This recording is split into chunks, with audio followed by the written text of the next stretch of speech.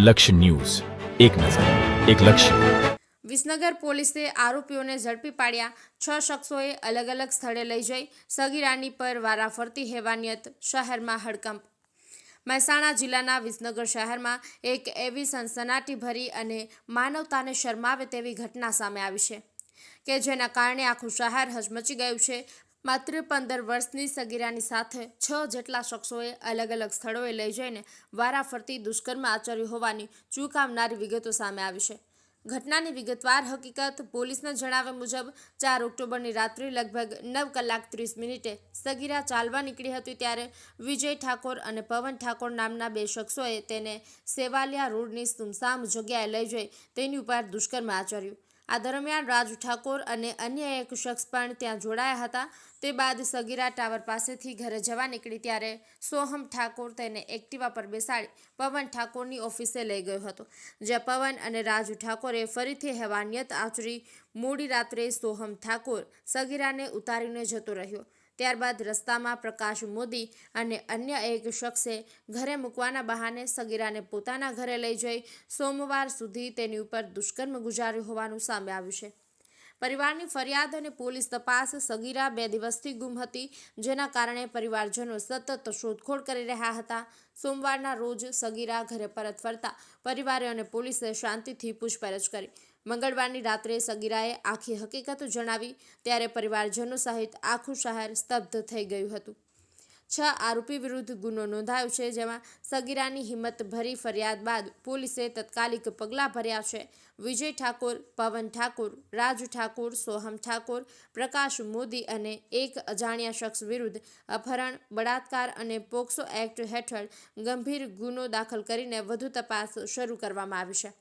પોલીસે ગણતરીના કલાકોમાં જ મુખ્ય આરોપીઓને ઝડપી લીધા છે અને બાકી આરોપીઓની શોધખોળ માટે તપાસના ચક્રો ગતિમાન કર્યા છે.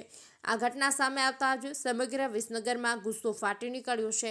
લોકોમાં માંગ ઉઠી છે કે ગુનેગારોને તાત્કાલિક કડકમાં કડક સજા આપવી અને જેથી આવી હેવાનિયત ફરી ન બને.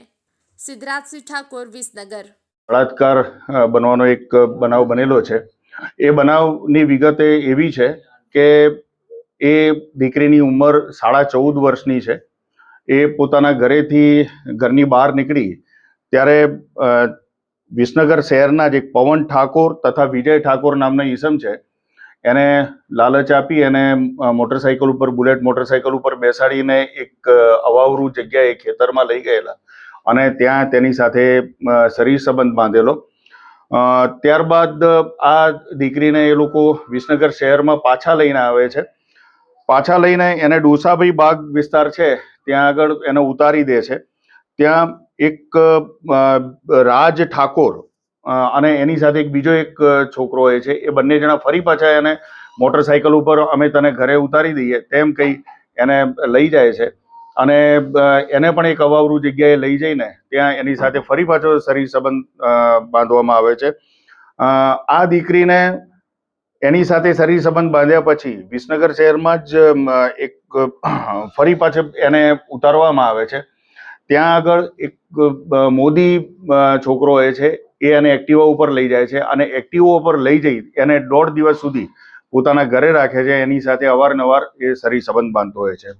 આ બાબતની જાણ આ દીકરીના પિતાને જ્યારે થાય છે કે દીકરી 2 દિવસથી ઘરે નથી આવી, એટલે એમણે શોધખોળ ચાલુ કરેલી અને સૌથી પહેલા પોલીસમાં જાણ કરેલી કે મારી દીકરી મળી આવતી નથી.